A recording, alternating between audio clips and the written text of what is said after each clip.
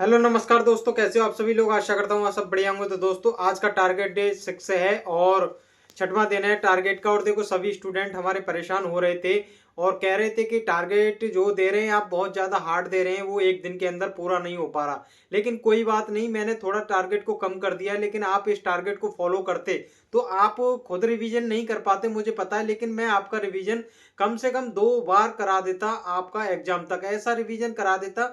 और मैथ का तो मैं मैथ और रीजनिंग का रिवीजन कराने की कोशिश की थी मैंने कि आपका 3 बार रिवीजन करा दूं मैं विद मॉक।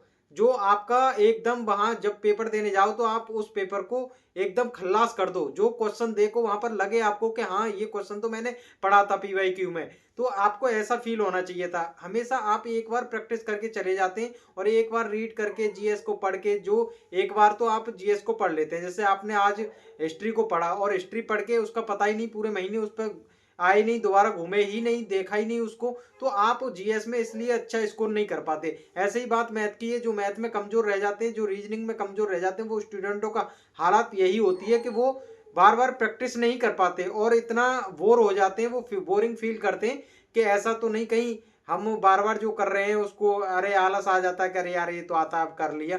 तो ये आलस जो आता है ना, आपका माइंड जो कहता है कि रिलैक्स करने के लिए, ऐसा नहीं करना चाहिए आपको। आपको इसलिए मैं टारगेट उसी हिसाब से दे रहा था कि 15 दिन आपके पास बच जाए और उसमें मैं दोबारा रिवीजन करा दूं। तो कोई बात नहीं, आपको टारगेट हार्ड लग रहे थे, मैं उस हिसाब से फिर चलूंगा, लेकिन मैं टारगेट को अपने हिसाब से ही दूंगा, क्योंकि देखो मुझे सिलेबस भी पूरा कराना है आपका उस टाइम तक ही, और आपका दोबारा रिवीजन भी कराना है। ये अच्छा होगा आप इस टारगेट को फॉलो कर लें। पूरे दिन के अंदर 24 घंटे होते हैं, आप 10 से 12 घंटे तो पढ़ाई करोगे ही। अगर उस दिन का टारगेट बच जाता है तो कोई दिक्कत नहीं, अगले दिन उसको ऐड कर लिया करो कि हाँ ये टारगेट रह गया था, इसको हम कल फॉलो करेंगे। टारगेट के हिसाब से जब पढ़ाई होती है तो सिलेबस एकदम खिंचता हुआ चला जाता है, ऐसा नहीं लगता। अब अगर मैं आपको ये टारगेट दे करके पढ़ाई नहीं कराता तो आप, मैं सच बता रहा हूं कि आप एक परसेंटेज का चैप्टर 5-6 दिन में ही खत्म कर पाते, उसको कर ही नहीं पाते।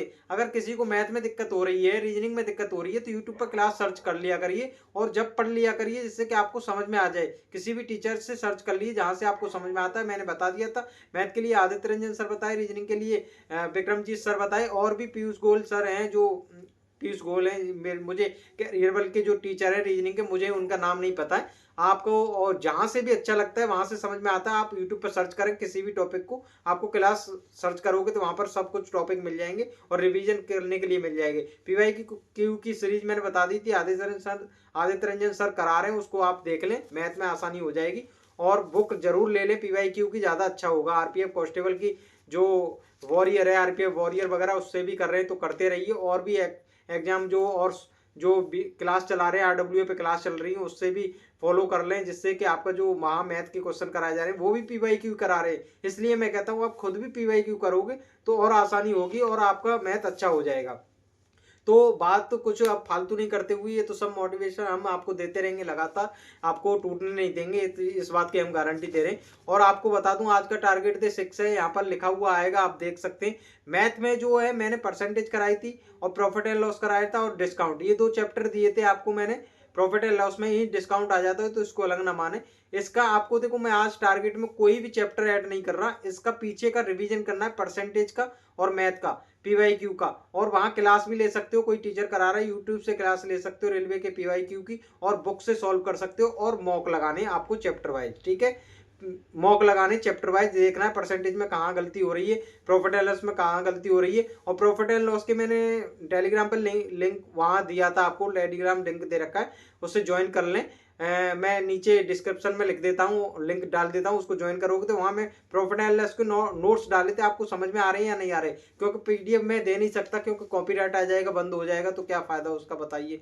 तो ये दिक्कत हो जाएगी, आप वहां से वैल्यू से समझ सकते हैं कि ये कैसे कैसे है, मैंने सब कुछ लिख रखा है। अगर आदित्य रंजन सर की कहीं पीडीएफ मिल जाए तो आप ले सकते हैं, ठीक है।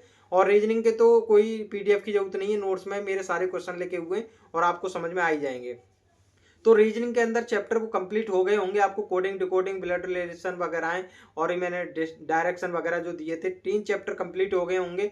आपको देखो रीजनिंग बहुत छोटे छोटे चैप्टर होते हैं, इनमें ज़्यादा कुछ समझना नहीं होता, प्रैक्टिस करनी होती है। मॉक लगा करके धुआंधार प्रैक्टिस करें और बेसिक के लिए यूट्यूब से समझ लें। तो रीजनिंग के लिए सीरीज का चैप्टर मैं स्टार्ट कर रहा हूँ, इसका बेसिक ट्रिक वगैरह मैं अपने टेलीग्राम पर डाल दूंगा, वहां पर देख लेना। उसकी जो मेथड होते हैं वो ट्रिक होती हैं जो उसको सीख लेना और रीजनिंग के सीरीज वाले जो चैप्टर है उसको प्रैक्टिस करना। जितनी ज्यादा इसकी प्रैक्टिस कर लोगे उतना ही आसान होगा। पूरा दिन में ये समझ लो आपको 2 घंटे इसकी सीरीज चैप्टर की वो करनी है प्रैक्टिस। ये सबसे ज्यादा चैप्टर आता है और इससे बाहर ऐसा नहीं कि किसी भी एग्जाम में ना आए, हर एग्जाम के अंदर 2 से 3 क्वेश्चन इस बार भी देखने मिले आपको, फिर देखने को मिलेंगे। ठीक है, तो इस पे ध्यान दें। सीरीज में एबीसीडी वाली भी आ जाती है, सीरीज में वैसे नंबरिंग वाली भी आ जाती है, तो काफी टाइप की सीरीज है, मैं डाल दूंगा, आप देख लेना। ठीक है, और यूट्यूब पे सर्च कर करके देख लें विक्रमजीत सर की, और जो भी आपको रीजनिंग पढ़ाते हैं टीचर वो उनसे देख सकते हैं। जीके के अंदर मैं आधुनिक भारत को स्टार्ट कर रहा हूँ, लूसेंट से मैं ये सभी टॉपिक देता हूँ। लूसेंट की बुक होनी चाहिए आपके पास रिवीजन करने के लिए। अगर कोई और बुक है तो टॉपिक तो मैं बोल के बता देता हूँ, टारगेट में लिखे हुए हैं, तो इनको आप उस बुक से भी पढ़ सकते हैं। ठीक है, आधुनिक भारत स्टार्ट कर रहा हूँ मैं, उत्तरकालीन मुगल सम्राट स्टार्ट कर रहा हूँ, और इसमें भारत के यूरोपीय कंपनियों का आगमन जो हुआ था उनको पढ़ना है। ठीक है, आधुनिक भारत स्टार्ट हो रहा है और जो मध्यकालीन भारत है उसका रिवीजन कर लेना है, अगर टाइम बचता है तो, नहीं इसको स्टार्ट कर देना है। ये बहुत ज़्यादा इंपॉर्टेंट है, मध्यकालीन भारत और आधुनिक भारत, इससे क्वेश्चन आते हैं तो आते ही हैं। हिस्ट्री, पॉलिटी और जियोग्राफी और करंट अफेयर अगर आपने अच्छी कमांड कर ली इस पर, तो आपके जो 50 क्वेश्चन में से गलत हो रहे हैं ना, वो 30 नंबर आपके आसानी से आ जाएंगे। 30 नहीं तो 25 तो इनसे आराम से आ जाएंगे। करंट, जियोग्राफी, पॉलिटी और वो हिस्ट्री। ठीक है, इन पे ध्यान दें। स्टैटिक का पार्ट अभी मैंने बंद कर दिया आज के लिए, क्योंकि अभी आप बहुत ज्यादा लोड हो रहा था, तो आगे मैं स्टार्ट कर दूंगा, लेकिन अपने हिसाब से ऐड कर दूंगा, टेंशन ना लें आप। ठीक है, पॉलिटी के अंदर देसी रियासतें का भारत में विलय, देसी रियासतों का भारत में विलय और भाग फर्स्ट। ठीक है, संघ और राज्य क्षेत्र, आर्टिकल 1 से 4 तक आपको याद करने, 1 से 4 तक आर्टिकल को याद कर लेना, रट लेना, कैसे भी करना मुझे नहीं पता। ठीक है, और राज्यों का पुनर्गठन जो भी हुआ है, जो भाषाएं आधार पर जो राज्य गठन हुए थे उनके लूसेंट में टॉपिक दे रखा है, जहां भी आप पढ़ रहे हैं जो भी बुक है उसमें से देखना। राज्यों का पुनर्गठन, संघ और राज्य क्षेत्र भाग फर्स्ट, उसको याद कर लेना है। 1 से 4 तक आर्टिकल याद करने, रट लेने। ठीक है, वो बहुत सिंपल है, ज्यादा भी वैसे नहीं है। करंट अफेयर के अंदर